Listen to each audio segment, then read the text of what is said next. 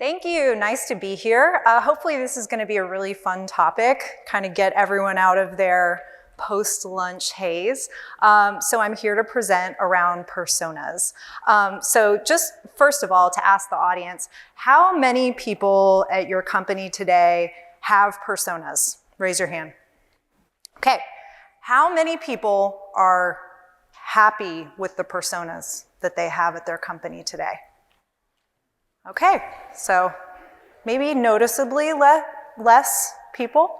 And I think that that is true of all of us. You know, I think that personas are the kind of thing that are never done, and we should always be iterating and kind of deepening our understanding of the customer because it's so core to what we do.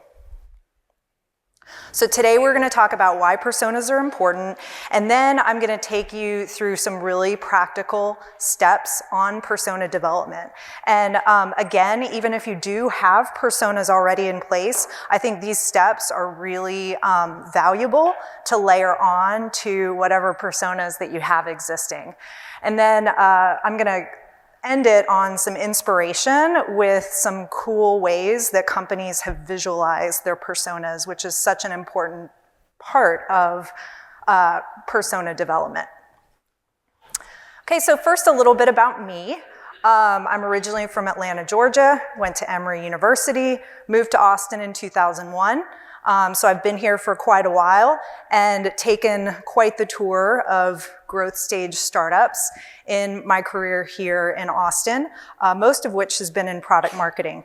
I also went to McCombs in their MBA program, so got my UT credentials there.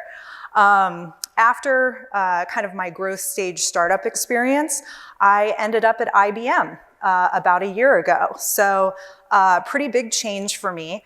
But I am really excited about the new opportunities that I'm having at IBM. I'm growing in very new and different ways, and I'm able to bring some of the experience I have from kind of the smaller startup world. And one of the areas where I have seen a noticeable gap is the interactions with customers, with salespeople, with support, all those great ways that as product marketers, we get that deep understanding of customers. And at a big company like IBM, that makes sense because they can't have 300,000 employees running around talking to customers all day, right? It just would create complete chaos. So I think that it goes to show why personas are even more important as a tool when you don't have sales right next to you, when you don't have, a customer that you could call up on a whim. So this is a visual that I like to use when talking about personas and why they are so important. Messaging gets a lot of the glory. It pretty much gets all the glory, right? When you see a great ad campaign put together, when you see a great content piece, you look at it and you're like, wow, this is awesome. Oh, it had such great ROI. It produced these results and everything. I guarantee you that every good marketing piece has a solid foundation of deep understanding of customers. So it's kind of that silent base that really informs all good product marketing. So personas are the foundation. It really comes down to a few basic things that seem very basic, and it will take constant iteration and perfection to accomplish this. Understanding your customer, understanding what problems they have, how does your product help them solve the problems, and this is the secret weapon to help you nail your positioning. So if you cannot answer all of these questions with confidence, if your teams cannot answer these questions, if your sales teams can't answer the questions, then there are going to be problems. So not only are we as product marketing in charge of kind of crafting this, we also have to take the huge step of adoption and making sure that everyone is enabled and consistently saying the same message. So the goal product market fit. You hear a lot about this in the startup world because startups are always, looking for their market fit, right? And this is kind of put up, as a golden standard, the product market fit. And I don't know how many people in here have had experience at a company where you really have felt that you have hit a product market fit. Has anyone felt what that feels like? Okay, you know it when you feel it. I had an experience at a startup when we were in that, and it is a stride, it's a great feeling, and it got me addicted to startups. So, it's wonderful. When it's not happening, it feels like pushing a boulder up a hill. So, your customers aren't quite getting value out of the product, word of mouth isn't spreading, usage isn't growing that fast, press reviews are kind of blah. So if you are in that in any way right now, go back and look at your personas because chances are those need to be revisited. So the best personas are a mix of quant and qual.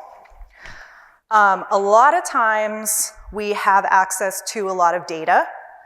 As product marketers, we're usually data people. We could pour through data. I love some Gartner, Forrester reports and looking at charts and everything like that. Sometimes, especially around personas, this is kind of the end of our analysis, right? Our customer is this % likely, and on the survey they ranked this as their number one priority, so we should go here, and we are kind of done with the job. At IBM, we have a great resource of a basically R&D team. A research team that prepares analyst reports and does, their own first-party research and everything like that. Amazing tool, but we can't just take what they give us and then pass it over, We have to kind of take another level of qualitative on top of that. So the way to do this is through interviews. This is easier at some companies than it is at others, but I can't de-emphasize the importance of interviewing.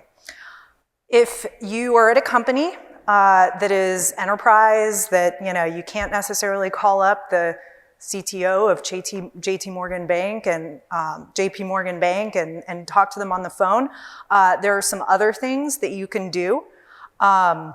Number one, you could talk to people in your network that have similar titles. Talk to business partners, talk to sales, talk to customer support, and really advocate for getting some face time with customers, whether that's at an event or a cab or customer support event. Those are really invaluable to understand your customers. So this was kind of my secret weapon, and I promise you I do not have stock in Crystal, but I probably should because I talk about them a lot and give them a lot of props.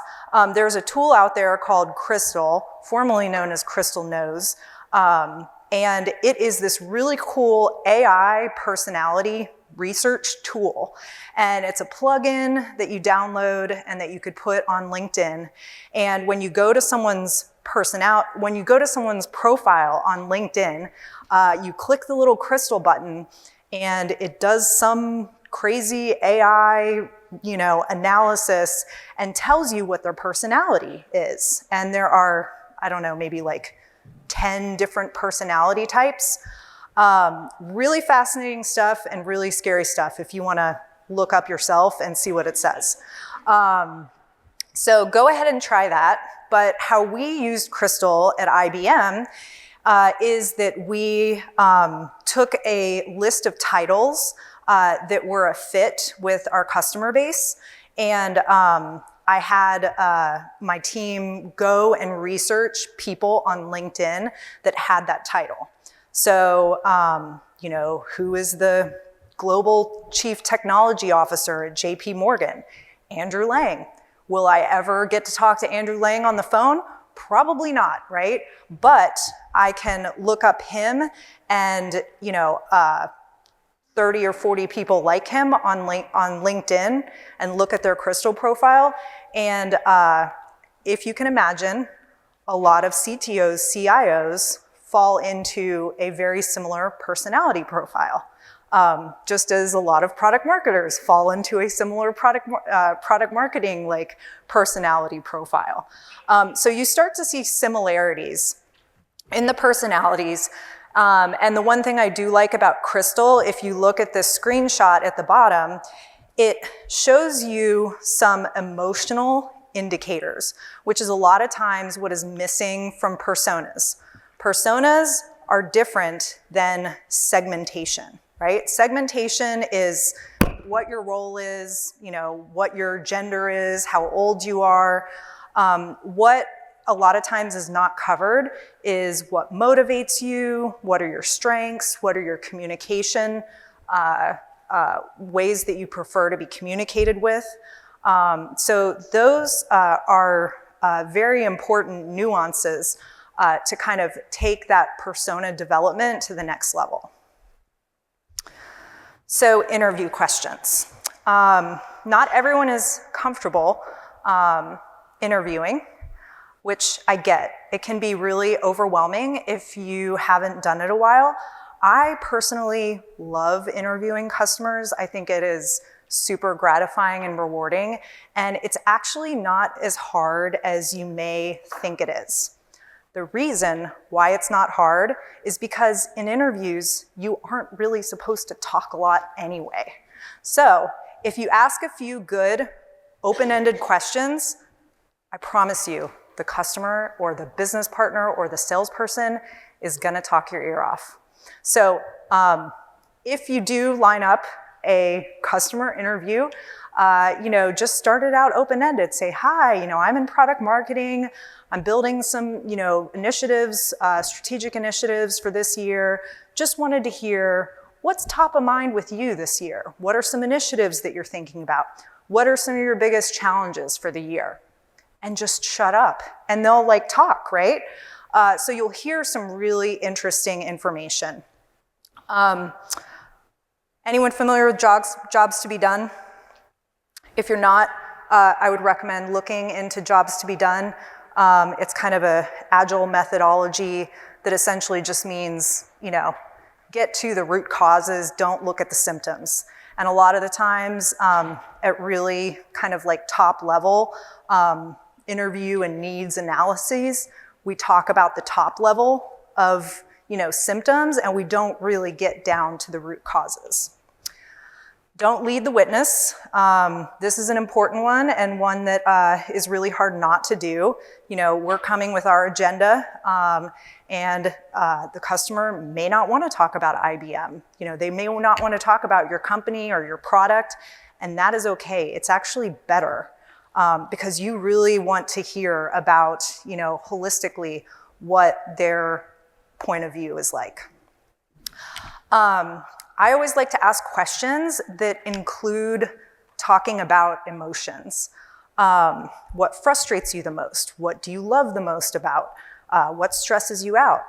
A good example I like to give with this is if you've ever purchased a car, right? So if you purchased a car and I asked you, what are the top 3 reasons you purchased the car that you did? It's energy efficient and the price was very economical. You're gonna list some really rational, substantiated reasons why you bought that car. You will not tell me that you bought that car because you like the color of it, or because it has a cool sport mode that makes a sound when you're going fast or whatever. But a lot of times those are really the features that make people buy. So as product marketers, sometimes we really get focused in on the features of the product, and we forget about the payment terms are really important. The customer service experience, how much they liked talking to the salesperson, the delivery of the product, right? So there's a lot of reasons outside of just basic functionality that sometimes we overlook and that we could highlight more. Other good questions, if you could change one thing, ... I also like the question of tell me about your last purchase. Again, when you talk about something in the theoretical, people are going to go to a very logical place, but if you actually ground them in the reality of what their last purchase experience was, they're going to give a truer answer. And then the last tip is to record your interviews for a couple reasons. Number one, you don't want to be preoccupied with taking notes and missing something. And then the second is that you could then record those interviews and take them through some kind of like language analysis that I'll talk about here. But don't forget to ask permission when you record someone or they'll get creeped out. So I did this recently with some strategic planning for 2020 around moving to the cloud. Got some really great quotes that I was able to pull out of my interviews. And I don't think that there was anything that customers said in these interviews that was really groundbreaking, but what I really found fascinating was the way that they said it. So the words that they chose to use, the way that they chose to talk about this. And as a big corporation that tends to use corporate speak, it is so important for me to hear the word choice. So one of the other things that we did was we took the interviews that we had recorded by permission of the interviewees and ran it through a tool called Otter.ai. And this tool kind of like automatically transcribes the interview audio. So it's a really easy, efficient way. And then we ran those interviews through a word counter tool. So if you just Google like, word cloud generator or something like that, and you could actually see what words your interviewees used a lot. We also had a virtual panel that we had a transcript from that we ran this through as well. So you could see on the left words in green that customers used a lot, and then the yellow of words that customers use somewhat frequently, and then red, which was mostly words that at IBM we use a lot in our marketing. And guess what? Our customers do not talk about latency and agility and data residency, right? So they talk about those concepts, but they just use different words to describe it. So it's really important to take that lens on what we're doing in our messaging, in our creative, to make sure that we're speaking in the same language. So there's a lot of persona templates out there. This is one that I really like. It kind of gives everything nicely on one page, and it covers both kind of the demographic, logical information, as well as some of the squishier information like motivations and personality. So if you recognize this guy, he's actually a CTO in town who I interviewed. So you could tell Bobby that his picture is up on a wall if you know him. But this is the one example of the personas that we developed for the IT buyer. Anyone here market to IT leaders, IT decision makers? Okay, well, good luck, because they are really hard people. They are tough cookies. They are hard to market to. They're incredibly intelligent. They are very savvy. They want you to get to the point. They are very challenging, right? So the straight shooter is a great example of that. He's a wonderful leader. He's persistent. He's vigorous. He's data-driven. He's a great team leader. Some of the things that he's energized by, speed, efficiency, producing results, you know? This is the language that he uses when he thinks about his own success. So we need to align our product and offering to how he helps achieve some of those objectives with himself. What is he drained by? Expressive displays of emotion, inefficiencies, unclear goals, long conversations, right? So these are all really important as we kind of develop our touch points with this persona over the buying journey. Yeah, and we also put some of the quotes that we had derived from our interviews here to kind of really drive home what their motivations were. So for the straight shooter, it was this, you know, an ideal day for me when there's no fires and everything goes to plan. So how do we develop a positioning and messaging that helps show the straight shooter how he can achieve that? So this is the fun part about visualizing personas. You know, all the work that goes into personas is only half the battle, and we have to then communicate it.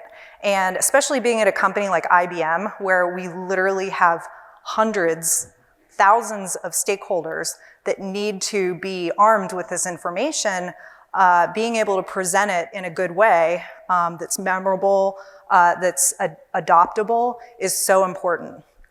So I picked a few of companies that I admire and how they kind of do their personas. This is a good example of kind of a standard persona, a little bit blah, and I picked it because it's a marketing persona. So we are all marketers here, and we can read this and be like, yeah, kind of, you know, it's kind of right, but it's a little bit generic, right? So too many marketing channels, you know, looking for ROI, they're looking for leads generated. Like this is all kind of just like very whitewashed. It's not wrong, but it's not really speaking to me, right? So I would call this like a B+ persona. Because we all know that as marketers, there's a lot of different types of marketers. And when we talk about IT buyers, sometimes we tend to generalize around IT buyers as well, whereas in reality, they can be very different. Okay, so some good ones. I love the way that they're visualizing this. So this is MailChimp. A lot of these examples are B2C companies, which isn't really fair because B2C, I think, has an easier time developing personas than B2B. But I like to look at B2C companies for inspiration. So not only does this really summarize in a very digestible way who these personas are, but you know, you could see this on a poster in, you know, a marketing huddle, you know, with sales. So I love this. Spotify does an awesome job with their personas.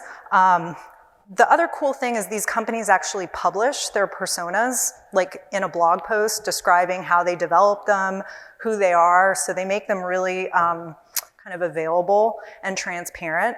Spotify, you know, made these cool little cutouts that they put around the office. I also thought that this was an important point because we all want to be equitable and make sure that our marketing is diverse in this day and age. And we want to make sure to emphasize that our personas are relatable, but they're not one-to-one matches with real people, right? For example, it would be very easy for us to personify, have all of our personas for an IT leader be a middle-aged white guy. Yes, there are some middle-aged white guys who are IT leaders, but there are actually a very diverse population of IT leaders out there, and we need to make sure to do our part to make sure that that's reflected as well. So fine balance between stereotypes and personas. So just to throw that out there. This is kind of a cool example. I don't know if it relates to anything to do with, a B2B buyer, but I loved the exercise of thinking about, what is in your persona's purse or what's in your persona's backpack? What are they carrying around with them? What do they care about? What are the things? So, when you're working with your teams, don't be afraid to kind of think outside the box in these creative exercises that may spur some, new ideas about how to market to your persona. So just to wrap up, getting started is the hardest part. This is one of those important, but it's never urgent things to do. So it's important to have the discipline to set aside time for yourself for this. It's a never-ending journey. It is the key to being an amazing product marketer. It's something I'm very passionate about and absolutely believe it is the foundation of great marketing. You can leverage tools like I talked about, Otter AI, Crystal, LinkedIn, and then don't forget about the final step of how you're visualizing and socializing to really drive the adoption around those personas within your organization. That's all I had for today. Thank you.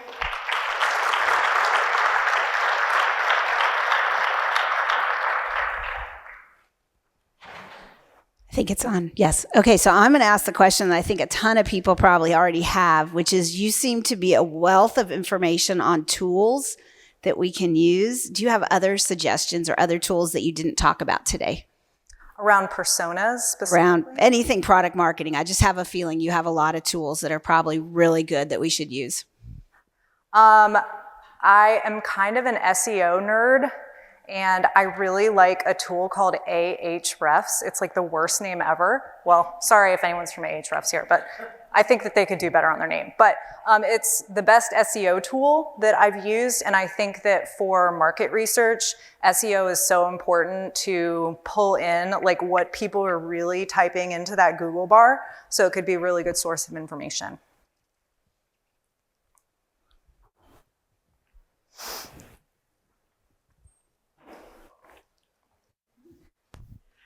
Hi. For that straight shooter slide, I was curious how you got all that information and distilled it into everything that was on that slide. For which slide? Where you talked about interviewing that local CIO, I believe. Yes. And then determined that he was a straight shooter and then had all that information. How did you actually come up with all of that? So that's a good question. When you start interviewing, it actually doesn't take as many interviews as you would think to start hearing the same answers. So I probably did about 20 or so interviews. And when you know that you're kind of like in a good place and you could move on is when you can start a conversation with someone and you're like, oh, yep, they're this kind of person. So that was just one of the personas that we had identified. Another one was, it was called like the innovator or something like that. They tend to be a lot more aspirational, love what challenges them and motivates them is solving problems in really creative ways. So when you start to kind of have these hypotheses about what the personas are, and then you get on the phone with someone and within a few minutes, you're like, oh yeah, they're totally this kind of person. Then you know you have something. So from there, we kind of refined our hypotheses around what those main personas were and developed those sheets around them.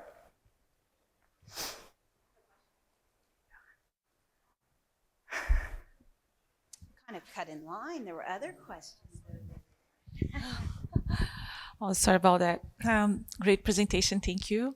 So how deep do you go in the persona in terms of the influencer and buyer?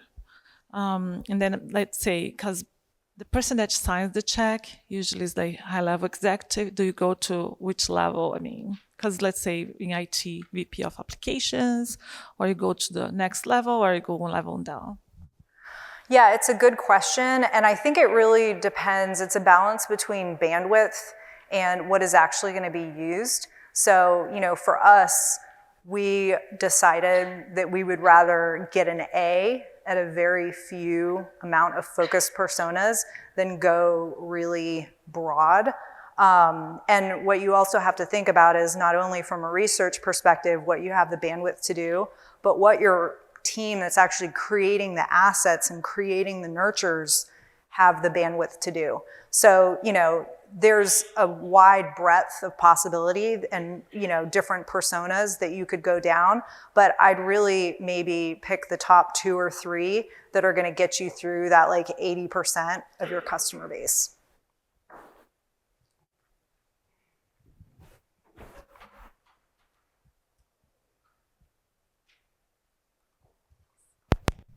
So once you've developed your personas, how often do you recommend iterating to continue to refresh them? That's a good question as well. I would love for this to be kind of like an ongoing effort. I think in reality, it is probably like a yearly exercise. It's a great exercise to do as part of like, your next year planning cycle, to kind of refine them and tie your strategy back to them. See if there have been any changes, especially if you're in markets that are fast changing, which a lot of us are. It is an exercise that you should go back to frequently. All right, we have time for one more question. Oh, one down there. All right, one of you stand up and just scream your question so we can keep it moving. Why don't you go? Yeah. My question is around like all this great work that you're doing. How do you drive adoption? Like, what's the number one thing you do? Yeah, adoption is going to be a challenge, right? So I think the best thing that you can do is not be afraid of self-promoting. I think being able to share this information with different stakeholders, and even in a company the size of IBM, it's amazing kind of the ripples that something that really sticks will make. So I've had people come to me who I didn't even know, who was forwarded from a friend, and they're coming. So I think if you really focus on creating something that is valuable in a way that's presented in a memorable way, and then you do that roadshow with internal influencers, then those people can be advocates to share that message. And it's always, again, going to be something that you continually have to be beating the drum. Thank you. That was really great. Yeah, thanks.